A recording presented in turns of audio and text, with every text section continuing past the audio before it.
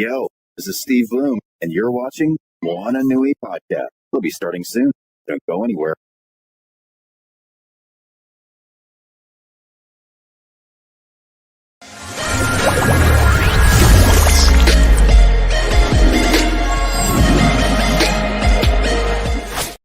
Aloha, everyone. Thank you so much for joining us for today's episode. We're very excited for this next episode for our 8:30 podcast. Of course, you're seeing someone missing, Moana. Unfortunately, she is caught up at work. Hopefully, she'll get to join us a little bit later on this episode.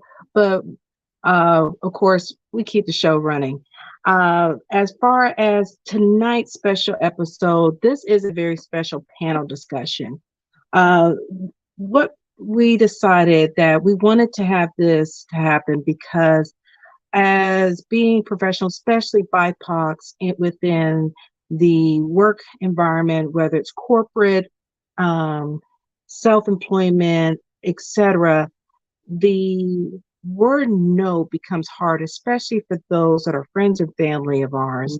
And setting those boundaries to promote a healthy work and personal life can be challenging.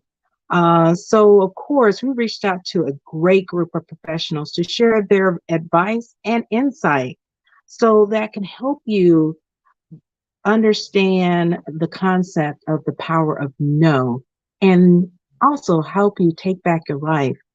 With that, we are so excited to have this panel moderated by someone that has been on the show before, but is another powerhouse that we're very excited for you to learn more about if this is your first time tuning in. Sue Ann Hong is the President and CEO of the Center of Asian Pacific American Women. And her career has with State Farm Insurance Companies for over 28 years with a vast background from everything from diversity inclusion to corporate and business and technology portfolio management and more. She has managed 1,000 contract employees and supported customers and agents in 23 states. She has infused the philosophy of building trusting relationships, collaborating, and bringing people together to achieve common goals. Her goal is to support CAPAW's vision to build whole person leaders, one person at a time. She is also a certified life coach, and we are very excited to have her a part of today's episode. Hello, Sue Ann. Thank you for joining us tonight. Good evening, Dana. And let me, first of all, everyone, hello. And I want to thank Dana and Moana because this is their vision about having leadership conversation in conjunction with CAPAW in partnership with Moana Nui. And so I just want to let you know how much Moana and Dana really put together what you care about, the topics that you want to know about, and as far as even going out and soliciting, doing a survey and making sure the topics are relevant. So thank you so much for your leadership and for doing this. Oh, you're welcome. Well, we thank you for kicking this off. Of course, as Sue Ann says, we're going to have this partnership that we're going to have a monthly series starting up after this month that Sue Ann will be coming on to discuss and talk about the topics that you all voted for, that you felt that the strongest things that you needed as for your professional development. So be ready for the to tune in, lock those dates in so you can definitely get that insight. Now, of course, we have two additional panelists that will be in discussion with Sue Ann. Our next person that is going to be part of the panel, a lot of you are familiar with her, that she has a series on the Moana Nui podcast called Rain Talks. Our licensed therapist that comes on to talk about our mental health discussions and many things like that. Shay Rains is a licensed therapist and social worker.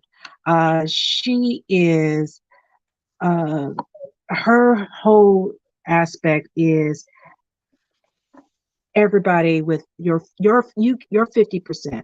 You are responsible for that, to make your change, to better yourself. And with her series and being part of this, she's helping you to get to your 50%. So I'm going to bring Shay to the front also. Welcome, Shay. Thank you for joining us Hi. tonight. Hi, Shay. And Yes. our next and our another Moana Nui favorite that we've had on panels before, Rosa Singletary. She works within project management.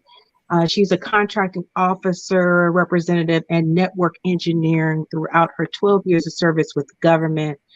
She currently works as a government contractor where she provides expertise and project management support to her customer.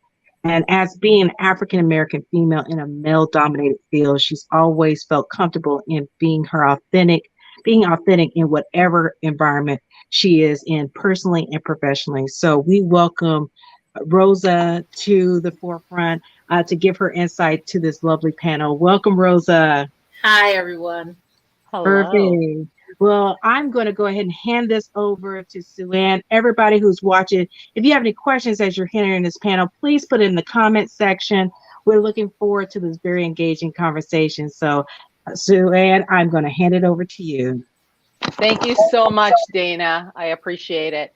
Well, let me share with you, first of all, the three of us had an opportunity to have a conversation, and I'm like, we should have just taped that because I thought the conversation itself was fantastic.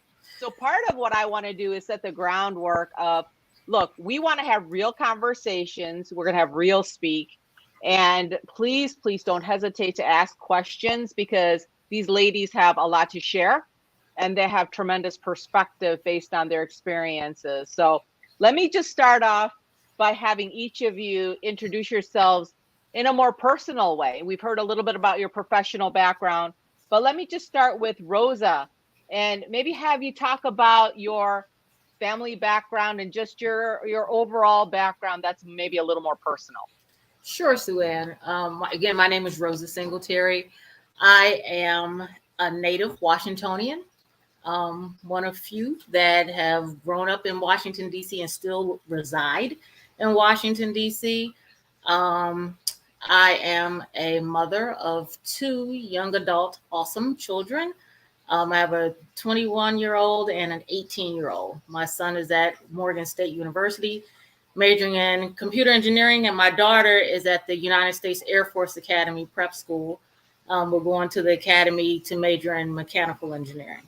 I'm an engineer by education. I went to George Washington University and I got my bachelor's degree in electrical engineering and a master's in telecommunications and computers. I never left the Washington metropolitan area. My career has kept me here. I was in federal government for 12 years and now I'm a federal government contractor. So I have done the gamut of everything from managing my children to managing my career to managing my relationship. My husband and I have been married for 22 years. And we actually high school sweethearts. So, if you want to get that personal with it, right? My husband and I met senior year in high school, and we've been together ever since. So that's 29 years with that lovely man. Oh my gosh, that's absolutely incredible. And by the way, your children sound like they're positively amazing in their achievement, and the fruit doesn't fall too far from the tree, by the way.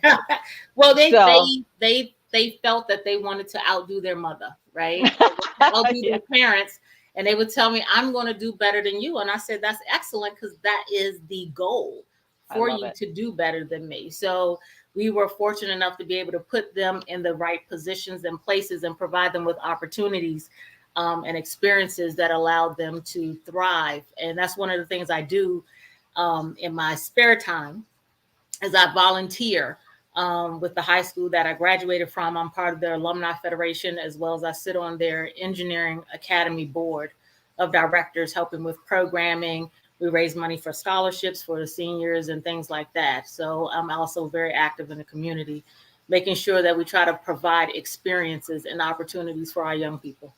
That's fantastic. And I can't wait to delve more into that in terms of paying it forward, because that's very important. All right, Shay. Okay, first of all, you guys, let me say Shay's full name, because I needed to stand up after I said it, which is Shay D. Athena Rain. Come on. You know, that's definitely something that I was like, that's awesome. I think I would say that every day. So Shay, tell us about your background, because you have a very, my perception is very difficult job in what you do, in really talking about, helping people with their mental wellness, and especially during the pandemic. Tell us a little bit more about your personal background. Well, so I'll start with my name. How about that? So Great. What feels like a billion years ago, which was actually not that long ago, it's 2013, I started blogging with a friend on a site called Words Don't Do It Justice. And the requirement he gave me was that I needed to have a name that started with R. One of my favorites, homonyms, I believe is what it's called, is Rain. And so that was my intro for a long time. But at the time, I was, I guess, establishing myself a little bit differently than I had ever, right? Which is going to go into a lot of the conversation that we already had, and also, of course, the conversation that we're going to have in the next couple of minutes. But so I chose Rain. So Rain is actually the only part of my name that I actually chose. Shay D and Athena were given to me by my mother in her almighty wisdom. Thank you, Mom, if you watch. Thank you, Chris. And so I love the rain, and I believe that in reining things in, and of course, the name REIGN, that part is about me making a statement. So it started out where my name on social media is Rain Shay. So it was a command. So my name started out as a command to myself on what it is that I expected of myself in my persona when I write. I expect myself to reign. So it's a command. Anytime I see that, I know what I'm telling myself to do. That is so powerful. Yeah. And it works that way also in Spanish. And I'll get to that part in a second. But so I was telling myself to reign. And then as time went on and reigning became more of who I am naturally, instead of me having to tell myself what to do, it just became who I am. And so legally changing my name to my last name to Rains made my name the statement of actually telling you who I am and what I do. And so that's my name. The only part of it that I chose, like I said, is the last name. My mom wanted me to know that I came from great things. And so she named me after a teacher and then gave me the middle name of a powerful goddess. And so I love it. I am here. I love it. That's incredible. And, the name, frankly, has a lot to do with our identities too. So I think that there's a lot of meaning behind the names. Hi, Moana. Welcome. Hi, ladies. Thank you again for being a part of this. Thank you. Absolutely. Thank you. All right. And so let me. Before I go, just one thing I just wanted to say for the Spanish part of it. My family is Costa Rican. I am first generation American. And that was another part of choosing my name, is I wanted to make sure that it also translated in Spanish. So when you read it, it works the same either way, English and Spanish. So it was important. That's incredible story. And just, I love the deep meaning behind it. It's not a surface. Your name has a lot of meaning. So I think that's incredible. So, so let me ask you this, each of you. So when we talk about the power of no, when you hear that phrase, What does that mean to you? And let me go ahead and start with Shay, and we'll go the other way. But I'm curious on what is your definition? So, as I say also in my practice, no is a complete sentence. You don't have to give qualifiers. You don't have to explain. You don't have to justify. No is no. The same way how we've been told in terms of consent that no means no, that also means the same thing in every other aspect of life. So the power of no is also being able to stand strong and demand or command your own autonomy. So someone is basically asking for your time, the most important resource there is on the planet being time. It's the one thing we can't get more of.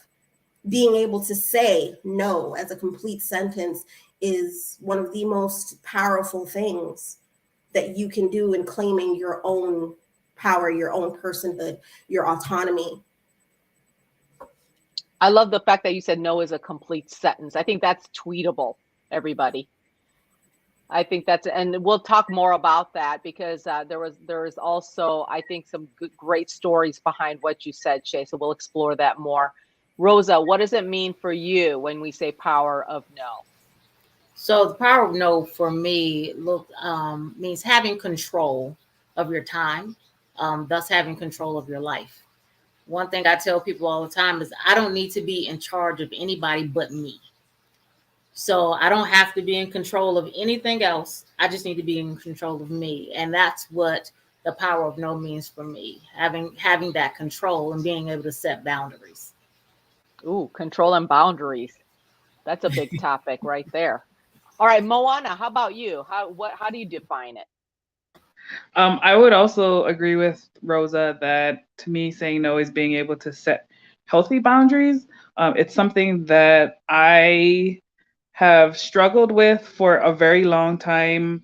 And a lot of that is rooted in kind of being an older sister, a responsible sister, and having a lot placed on me as a young lady, in our family life, just different circumstances that required me to mature sooner, and having to kind of be the strength in a lot of times, and not really being able to say no. So it took a while to learn to do it. I'm still getting there. I believe this is a continuous journey. I don't think we ever always get it right, because it evolves based on who is asking of us. But I think it's absolutely critical for mental health, and it's okay to say no. It's okay to advocate for yourself. And being able to do that without feeling guilty is, I think, the goal for me, at least. There's a lot of guilt, I think, because we feel like we should do something. I always think about this topic made me wonder, why is it so easy to say no to myself, yet it is so hard to say no to other people? So I can deny myself easily, but for some reason, it's a lot harder to say no to other people. So that was a realization as we were talking about the power of no, but I want to explore that even further. So thank you for sharing the definition. So let me start with Rosa. So can you share a time in your life when you were overwhelmed or where you were out of capacity? And then how did you get yourself back to where you needed to be? There's a very profound time when I was working full time and also doing business development with my company. So after I got off work, I would go work on business development efforts and managing my family and my children. I remember getting in the car one night because I would get to work at 8 a.m.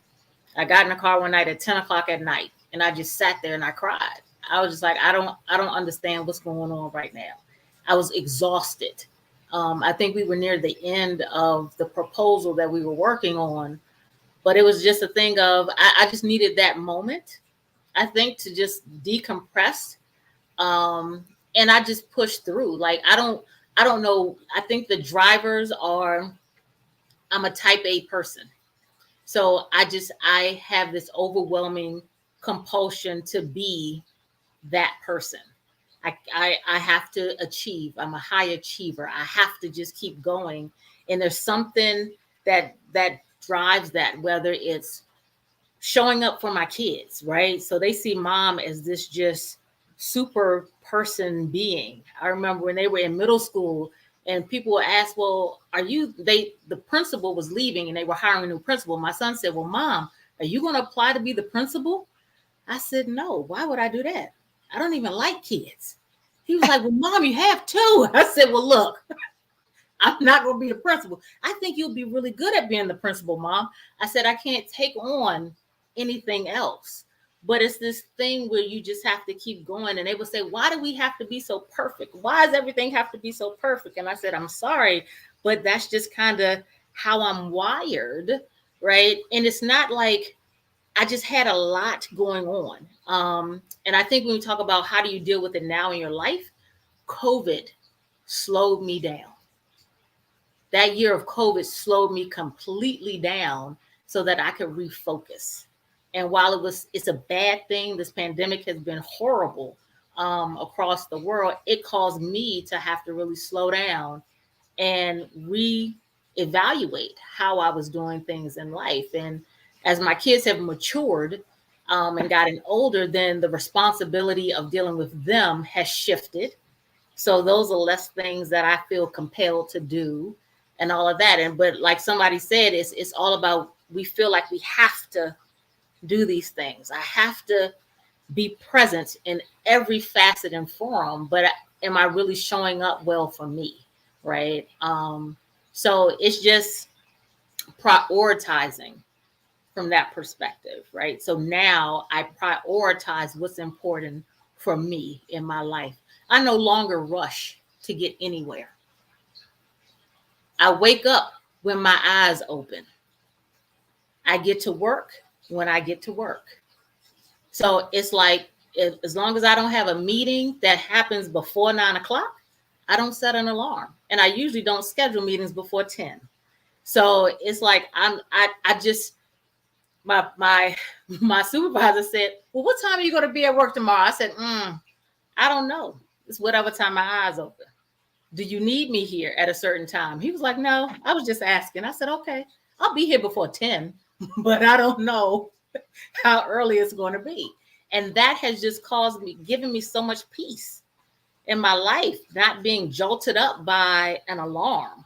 Is just this wonderful thing. And I take time and I fix my breakfast and I fix lunch and I just meander on out the door and I get there and no one has died. Like nothing catastrophic happens if I'm not in the office at my desk at 7:30 and, we're just on this grind, like nothing happens. So that is something that I really hold fast to. If I don't have to be somewhere, before 9 o'clock, I do not set an alarm.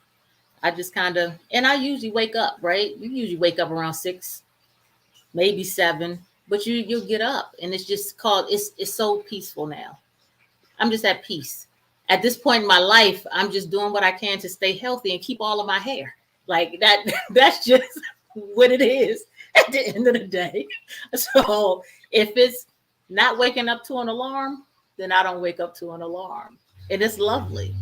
Yeah. And Rosa, I mean, one of the things that you said that really caught my attention, and that had to do with expectations of perfection. Mm-hmm. And the fact that when you're trying to achieve perfection, it's hard to say no. And the fact that you're changing your entire lifestyle, basically, is what I'm hearing you say. In the midst of the pandemic, it's not that you're getting anything less done. It's more about how you're approaching and there's some things that I just permission. Stopped, right? There's some things that stopped because of the pandemic. So I just never picked them back up. And it's okay because it really didn't matter anyway at the end of the day. Yeah. And one of the things that really hit me is that my son has anxiety. And I didn't realize this until he got to college.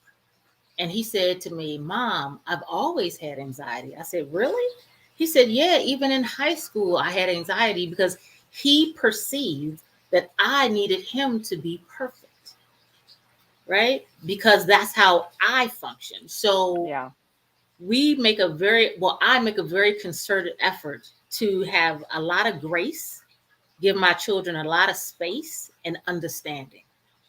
Because the thing for me is, as long as you are productive citizens, then that's success. You don't have to be Absolutely. better than your mother. You don't have to be like, you just have to be your best self, right? And everything else will work its way out. So Yeah. understanding that my personality is perceived by them in a certain way, then I have to be very cognizant of how I deal with them, so that they don't Absolutely. feel stressed that they have to perform or please me. It's about them pleasing themselves. Oh, I feel like we need to take a deep breath after that, everyone. All right. So, Shay, can you share a time in your life where you were overwhelmed or where you were out of capacity, and how did you manage it? So this morning, no,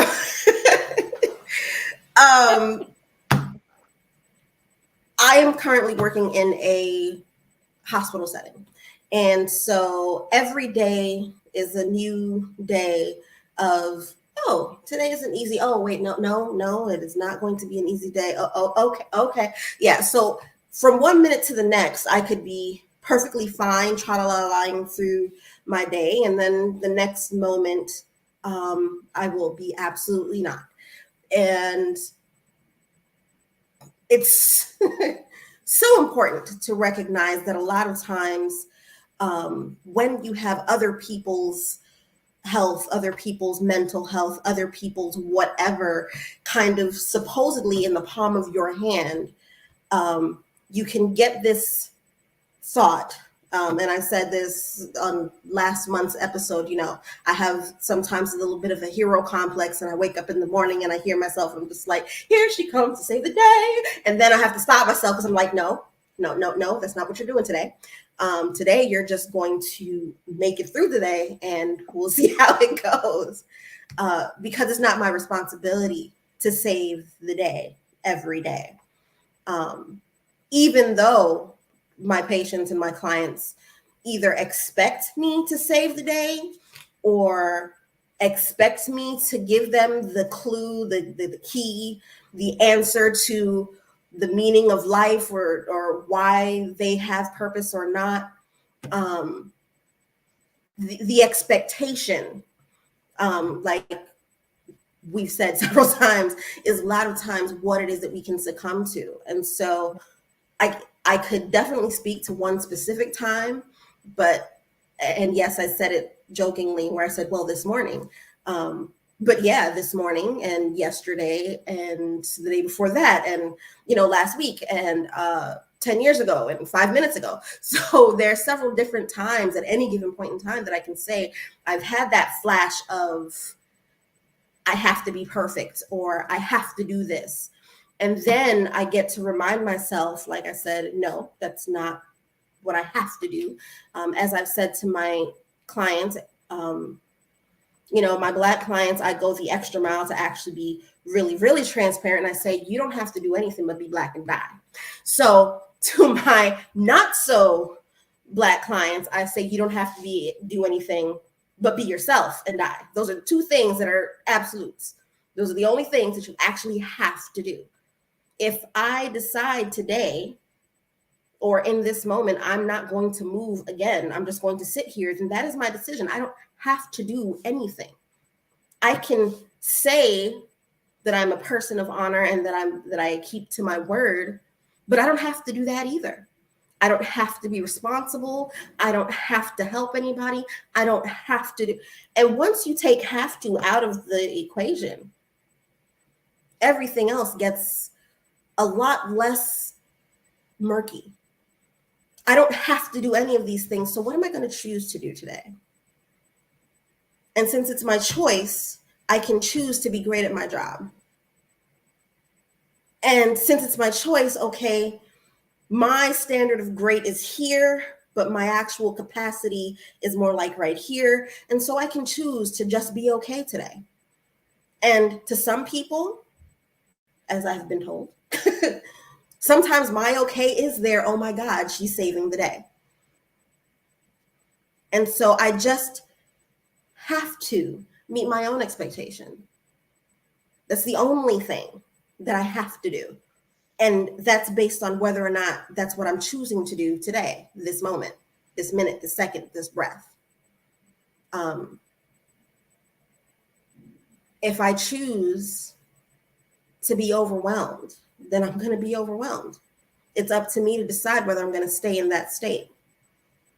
It's going to be up to me to decide whether I'm going to clear my plate off and say, okay, I've had enough of being overwhelmed. Let me move on. Or if I'm having an emotional moment and I need to de-stress, it's going to be up to me to decide whether I'm going to just stop whatever I'm doing and have a conversation with a friend so that I can feel good about wherever it is that I'm going. Ultimately, as in the original intro said, I am only responsible for my 50% of every interaction. And what that means is, in this interaction that we're having right now, I'm talking to you, ladies. I'm talking to you, audience.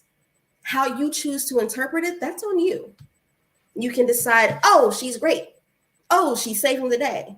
Oh, she sucks. You can make all of those decisions. The only part of that I'm actually responsible for is for what comes out of my mouth.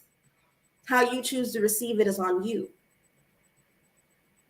And that frees me to say whatever it is that I'm called to say as authentically and honestly and openly as I possibly can, so that I can hopefully provide the message that you needed to hear today.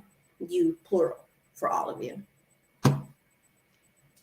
There's a lot of great messaging there, what we just talked about, but one of the key things I hear is choice.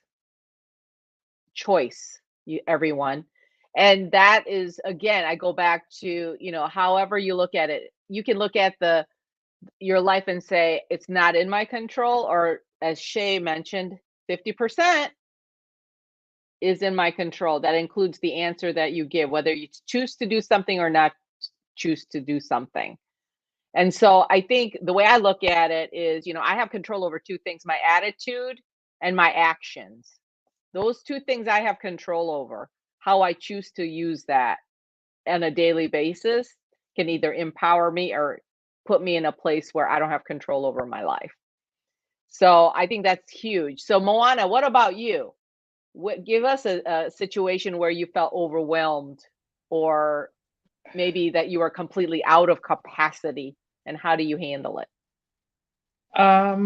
Okay, so I would say probably all of 2021. Last year it was a really challenging year. I have a very demanding, day job, and dealing as a leader in my role, dealing with a lot of organizational change, lots of challenges, and trying to deal with also like team turnover and dynamics and all the things that come with being a leader. But then on top of that, launching this podcast, right? I think we're in like a little over a year now. I don't know, the time just flies. Trying to figure out how to pivot my business, trying to be a good wife, trying to be a good aunt, to my nieces and nephews who are growing very quickly, right? All of these people who need me, but by the same token, they do need me, but I'm not really prioritizing myself so that I can be the best that I could be for them. And so there were many times that, I've talked to Rosa about this because she's heard my woes. She's been my mentor for a really long time. But at the end of the day, it really comes down to prioritizing. And a lot of times you have to prioritize yourself first, which again, like we've talked about, it's hard for us to do that. But if we don't have, the fuel for our own engines, we can't really be our best for those around us. And the other part of it too is having a trusted circle that you allow to speak into your life and help you regain perspective when we go down into those rabbit holes of perfectionism, or, I got to do this, I got to do that, all of that. I'm very appreciative for the people who do speak into my life and kind of, help me, bring me back, right? When no, you really don't have to go that far, Moana. You can choose to, like Shay was saying, you can choose to go the extra mile and all of that, but is it really serving you to go that far, and being the perfectionist that I am, those are things that I have to constantly keep in mind, because a lot of, like Shay was saying, a lot of times my okay is like amazing to the people around me, right? So just trying to temper my own expectations. And so I've really, over the past 2 months, I've really been more intentional about how I am, one, making goals for myself of what I want to accomplish, two, communicating that to those around me so that they can help me get there, because that was another thing that I wasn't good at. I felt like I had to take everything on myself and not really allowing others to come in and help, right? And relying on your team, which is what they're there for. And then being okay with adjusting it and pivoting and pushing things to the right if I had to, because I needed to reclaim some energy. And so I think I just like having clarity of the goals that I want to have, so that when other things come up, which is they always do, right? Somebody always needs something. There's at least I feel better about saying no when it's detracting me from the priorities I set, which to me is the commitment I made to myself. And just really taking that in and being like, okay, if I say yes to this person, I'm saying no to myself. Am I going to be good with that today? I might be good today, might not be good tomorrow, and that can change, right? But psychologically, subconsciously, that's what I'm always thinking about. Okay, is it a sacrifice I'm willing to make? That's and a I feel great question. Yeah. If I say yes to this person, am I saying no to myself? Everybody write that down. That's like a simple Gantt chart, right? Like yes or no. And I think, and being honest about yourself, and we know that sometimes we have to sacrifice. We get it. Absolutely. Yeah. But that's a great question. How about you, Rosa? What's a technique, or what are ways that you think about when you're prioritizing what you say yes to, what you say no to? What are your techniques?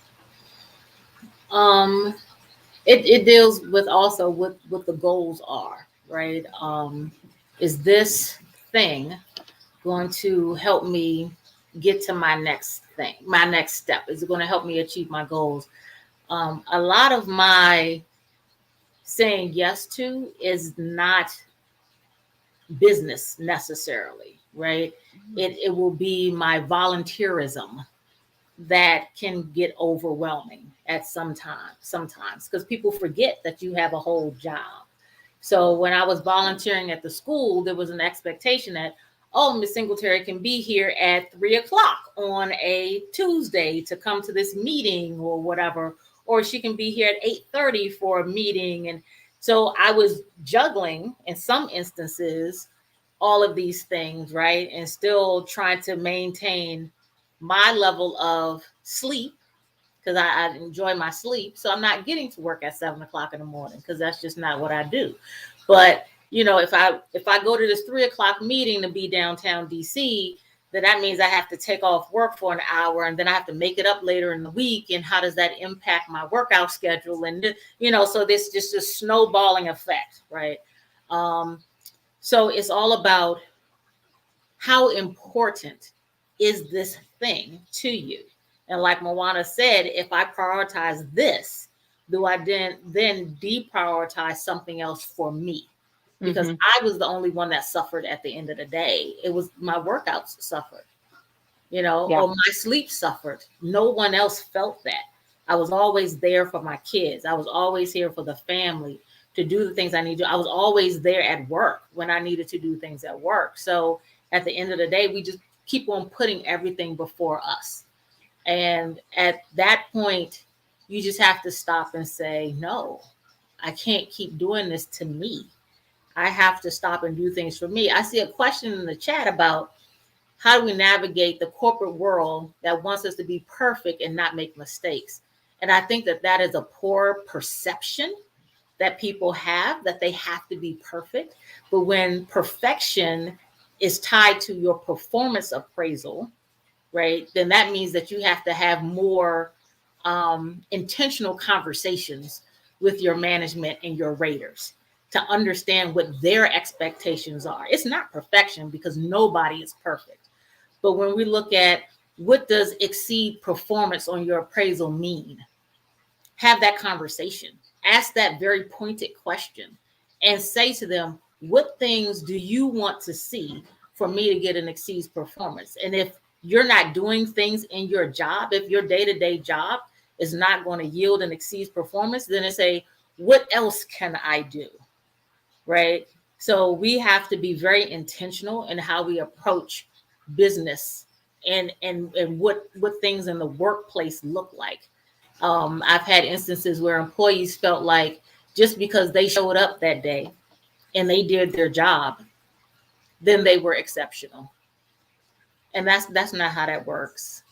So unless you're having those conversations and being very intentional in the conversations that you're having, then you get lost in what that really means. Right. Right. And Rosa, one of the things that you made me think about is if you understand there's a gap, I guess the question I would be asking is, am I willing to do that? And it could mean more hours, or it could mean, more effort, or whatever it is, time. Are you willing to do it? Is that a yes or no question? Right. As well. And sometimes I have been very guilty of creating additional things for myself. I wasn't asked to do it, but I saw the need for it. And I chose to volunteer to do it. I offered to help, right? Because I just couldn't, it was driving me crazy just to sit back and watch this level of incompetence go on around me, or whatever it was. And I didn't want to see it fail. So I would say, well, let me just do that. Let me help you. And then I get to a place where I'm just like, well, wait a minute. Why am I over here doing so much? Because I put that on myself. So what I've also learned is not to offer. I'll just sit back and watch. And it's okay. Because either it gets done or it doesn't. Excuse me. And at the end of the day, nobody died. Right? And sometimes that's my barometer, especially at work. And Moana understands. If nobody's going to die, then we're good. Because we can figure it out later on. Right? Yeah. Nobody's dying. We're not losing millions of dollars. We can figure this out later on from a work perspective. Well, and not only that, there are others who could also step up, I think is what I'm hearing you say. It's like, hey, I don't have to be the only person, to offer when there are others who are perfectly capable and they're not volunteering.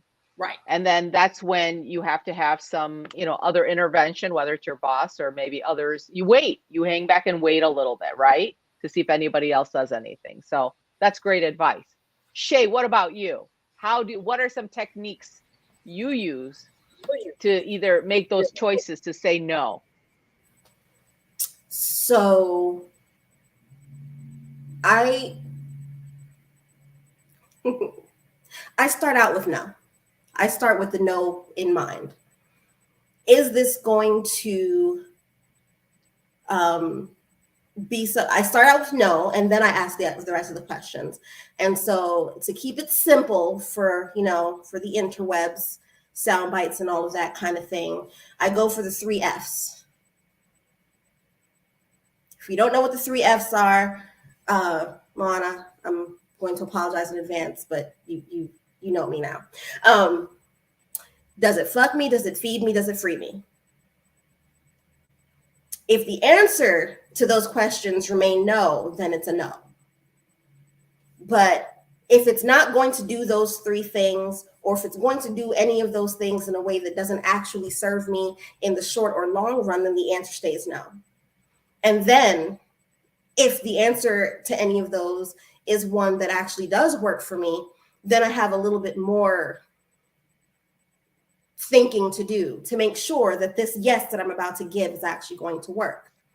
Now, to the question that we've answered, just so I can be specific, right, in how the 3 F's help me. When you're at work and they're expecting perfection, that's an automatic no.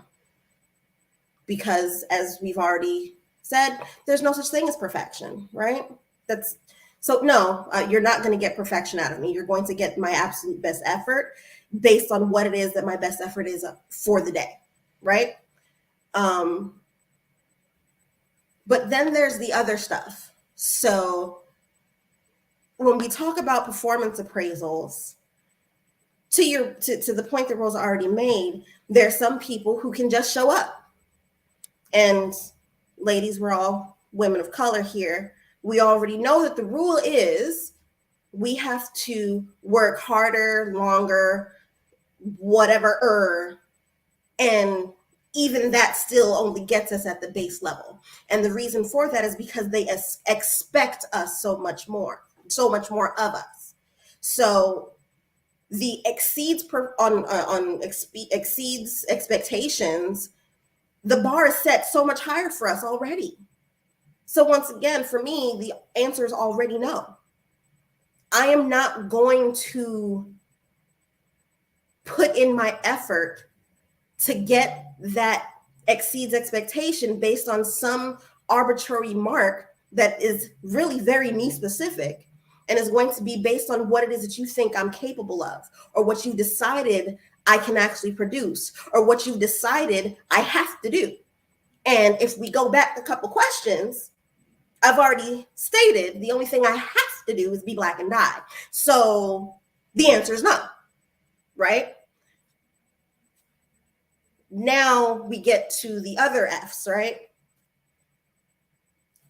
If this is going to enrich me in some way, if I'm going to learn from this, if I'm going to grow from this, if I'm going to feel better about me at the end of the day by doing this, I'll consider saying yes.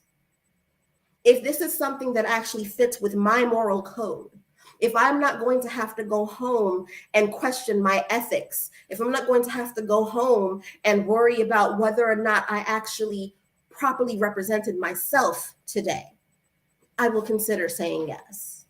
But if the answer again is no to that answer, if I'm going to have to question myself, then I'm going to say no, I'm not doing that. And I might justify, I might add a few words onto the end of my complete sentence, but it's going to be based on what works for me. I had to, many years ago, come to the decision that the only appraisal that actually matters is my own. If I'm going to hold myself to someone else's standards, I will always fail. Because those aren't my standards. And their standards are based on whatever it is that they have imagined either I am or really who they are. They're measuring me based on their ruler, not mine. That doesn't work. My ruler might have a much higher standard than theirs is, so their exceeds expectations, once again, is back to just my being okay. And then what's worse is because I might exceed their expectations so often, now that becomes the bar.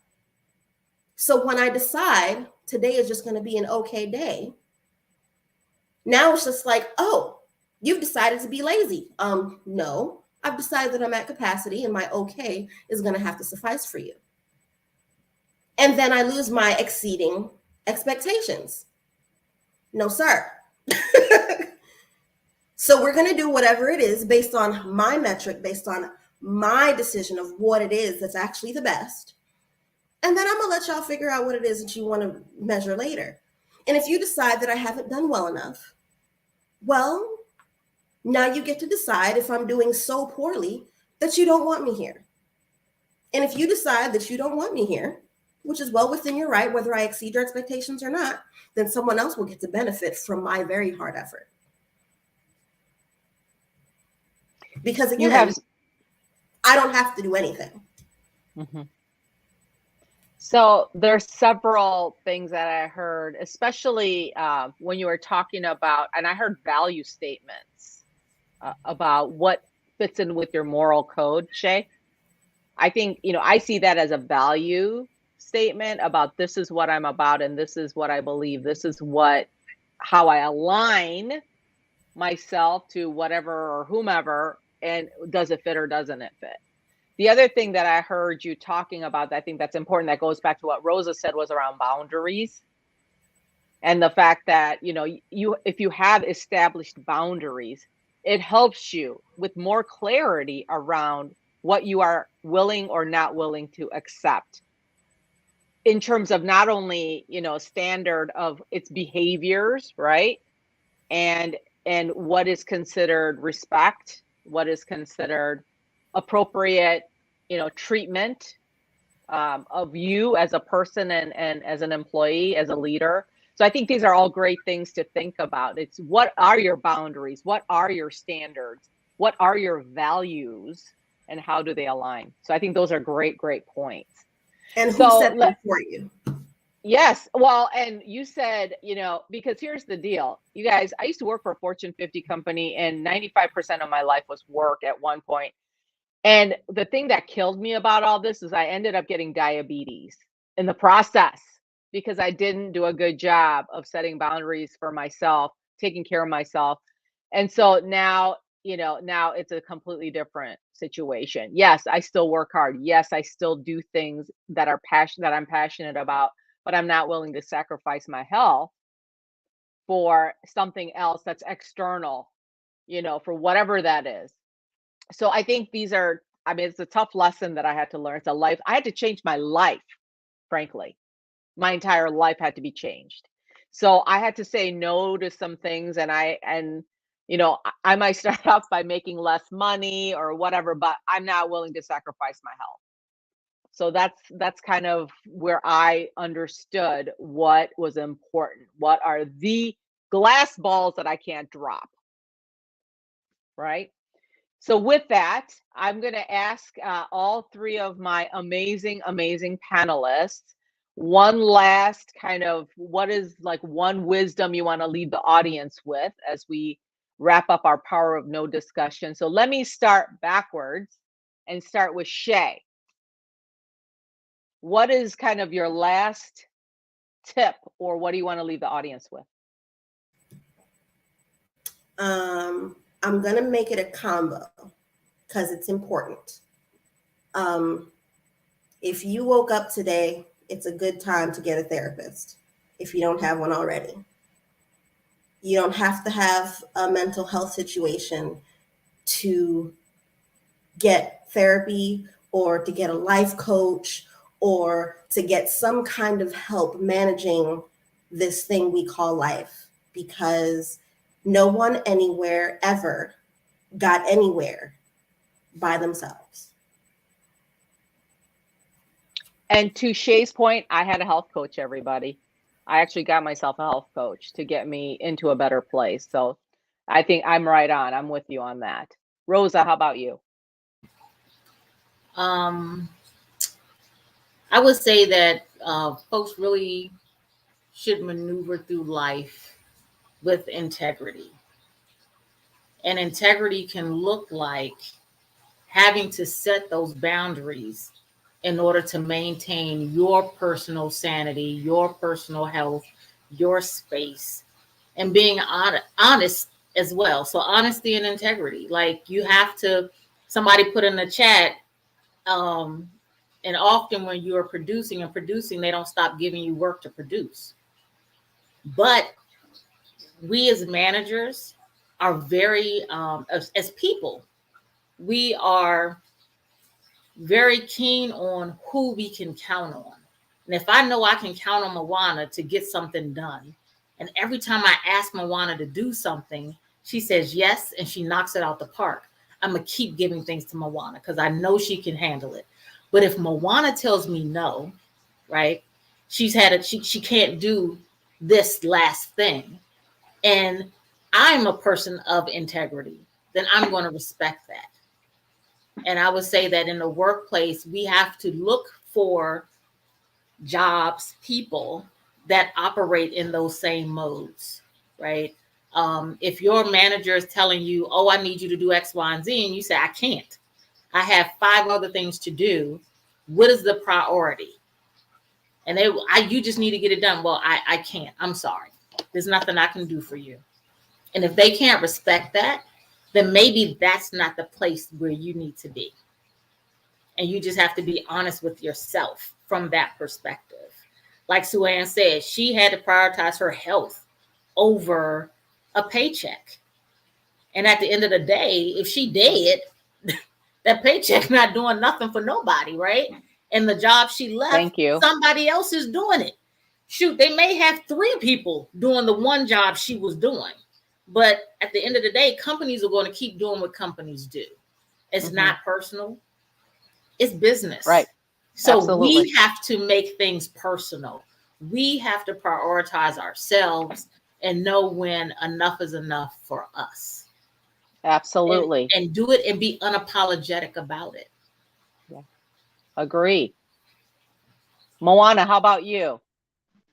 I will also say that prioritizing things is very important, and not just prioritizing them, write them down, make them visible to yourself, your own priorities, but also to Rosa's point, she brought up the point when you have a lot of different tasks that you have to manage, and when they ask you for something else, one of the things I have tried to help the people that I mentor, I'm like, okay, if your manager's coming to you with more and you can't take it on, you need to track their priorities too, right? Like, or track the tasks that they have asked you to do and be like, okay, I can do this task that you're asking me to do right now, but which of these other ones would you like me to put down?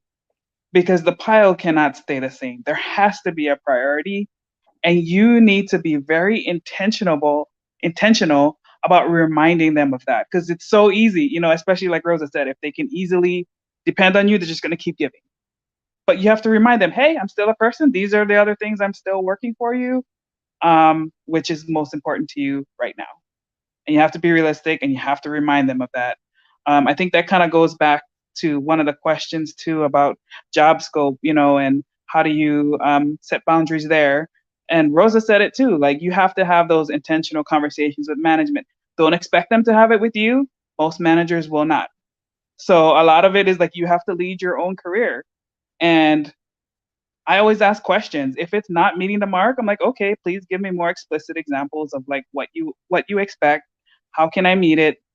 Write it down, document it, and put it back to them when they question you on it. Be like, nope, this is what you said. So just some tips there.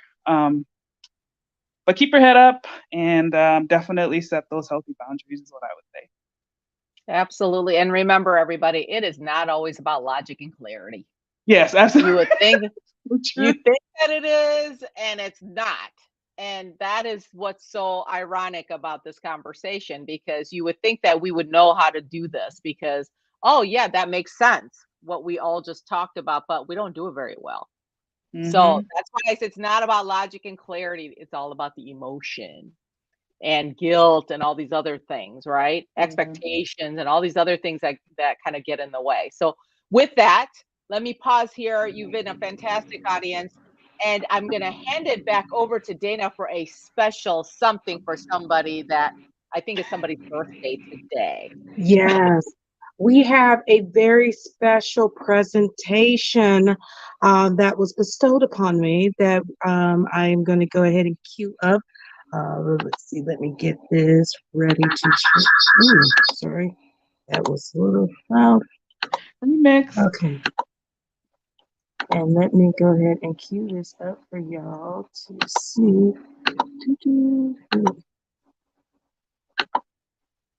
Okay. I love technology when it works. Exactly. That is so true. So I'm going to go ahead and get this queued up because I thought it would queue up this way, but it wants to go a different way. So I am going to have to do it. Sorry. Oh, okay, here we go. And I can't wait to see this. okay, We were given the tease. here we go.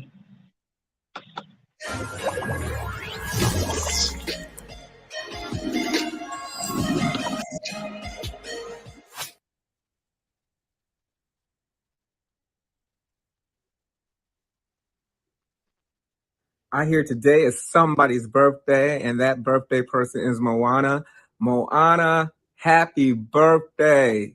I love you. To know you is to love you. I just want to make sure you understand how important you are to everyone that you come in contact with. The encouragement, the support, the knowledge, and providing a platform for people to come and share and gain knowledge. You are one of a kind, and I want to say thank you, and I want to say happy birthday, and make sure you enjoy yourself, make sure you have fun, and make sure you get everything you want, because if there is one person on here that deserves it, it's you, and I want you to have a great, great birthday. Anything I can do to help, let me know. Ha'olelaha now to you, Moana. Here's to many more trips around the sun. Hopefully your day is filled with love, joy, and family. Thanks for always being a strong supporter of mine, and I will continue to support you from afar all the way here in Canada. Happy birthday again. Happy birthday, Moana. Thank you for your friendship and your support. Hope to see you soon. Hi, Moana. It's me, Karen Ashley. Happy birthday. Oh my gosh. I hope that this next year you get everything your heart desires. I hope God continues to bless you. You are an amazing, amazing woman. Stay beautiful. Happy birthday, babe. It's your boy, Mike Watson. Most epic, the most enthusiastic person in comics. You know me. Shout out my girl, Moana.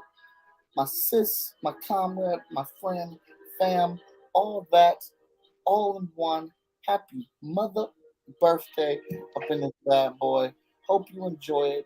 Kick it, have fun, relax, do whatever it is that you do, but get it in because it's your day. Boom.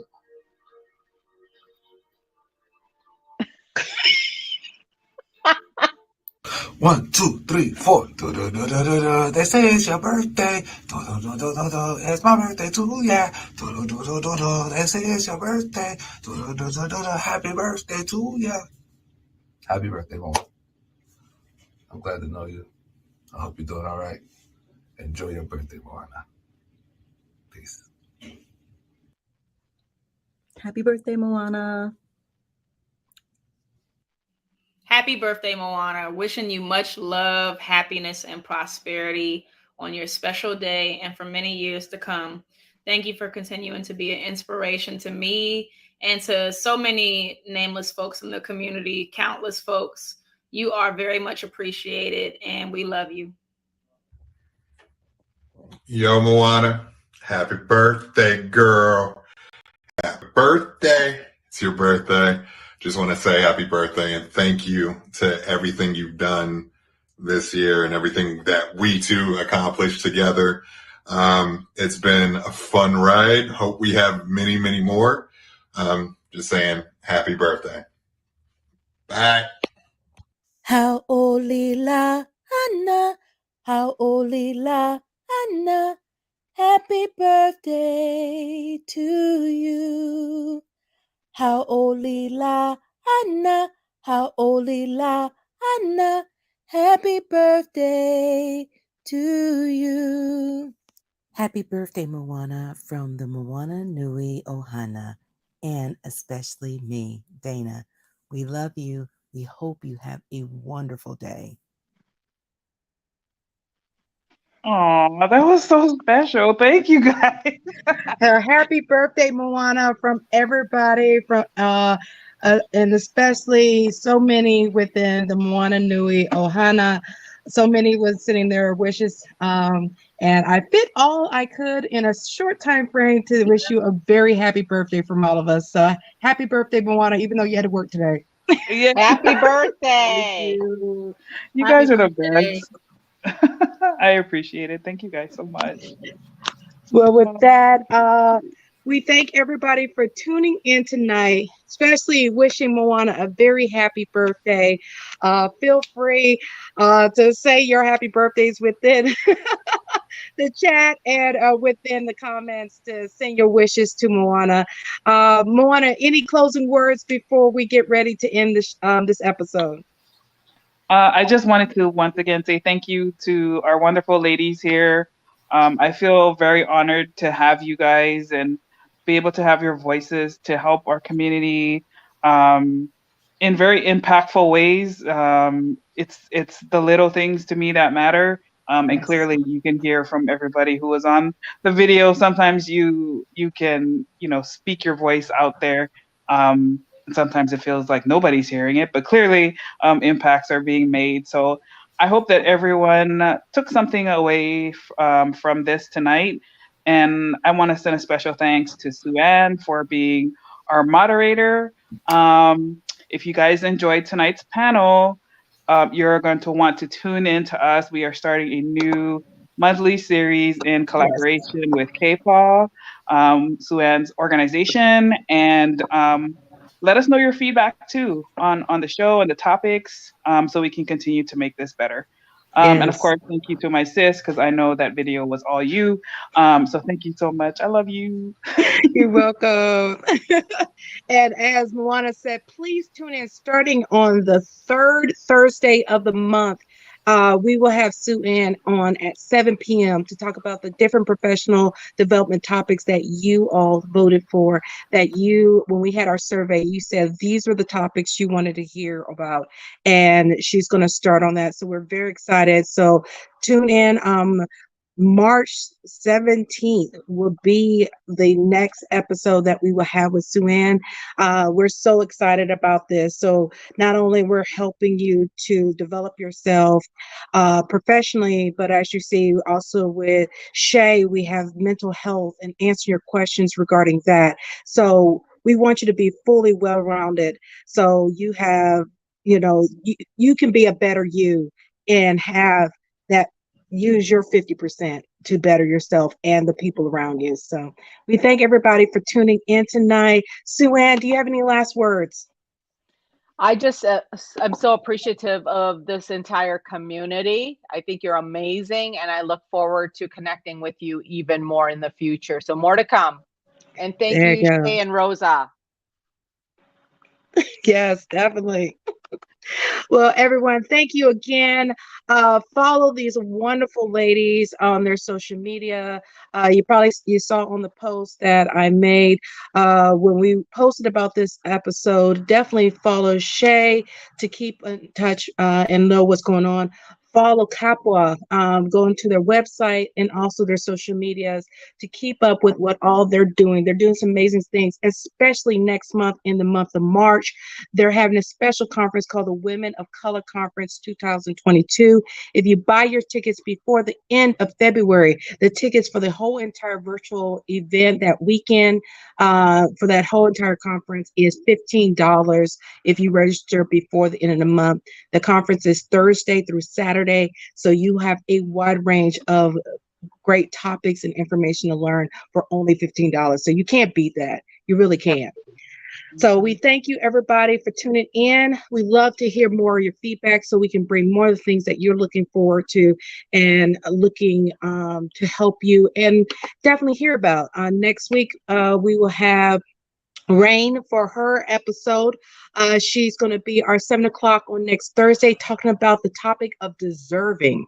We talked about power no and how you deserve those boundaries. She's going to go deeper into deserving at 7 p.m. to next week and at 8:30 p.m. next week, because the month of February is Black History Month. It is also what they call the 28 Days of Black Cosplay, because a lot of times Black cosplayers are not seen in the limelight or when you do a Google search of cosplay, you don't see a lot of Black cosplayers out there that are doing these phenomenal things. So we are doing a special episode called 20 Days of Black Cosplay that we have some Black cosplayers coming on to talk about the world of cosplay, how they have navigated that world, and how you can cosplay your way.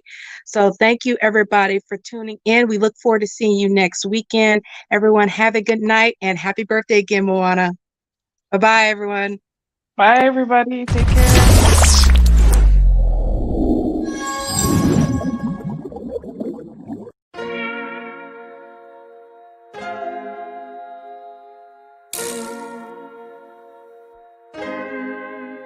So many stories left to tell, even if we have to ourselves. Can't keep history on the shelf. If they won't tell it, we will. If this the land of the free, it was a freedom then. When they annexed Hawaii and called it Cedar Lands, without any type of payment and no signing off. Called themselves a republic in 1894.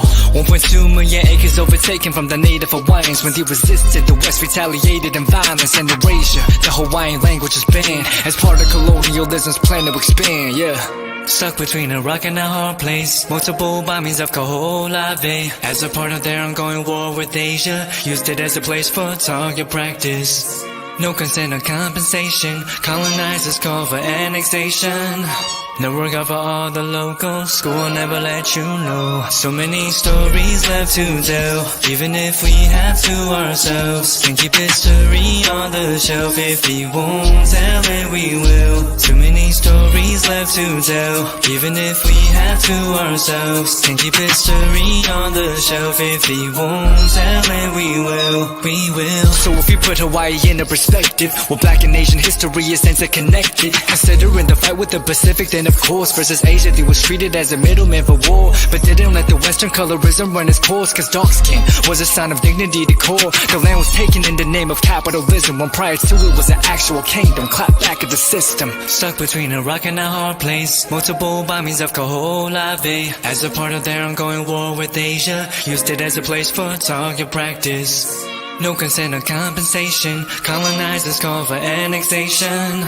No work out for all the locals. School will never let you know. So many stories left to tell, even if we have to ourselves. Can't keep history on the shelf. If we won't tell it, we will. Too many stories left to tell, even if we have to ourselves. Can't keep history on the shelf. If we won't tell it, we will. So many stories left to tell, even if we have to ourselves. Can't keep history on the shelf. If we won't tell it, we will. Too many stories left to tell, even if we have to ourselves. Can't keep history on the shelf. If we won't tell it, we will. We will.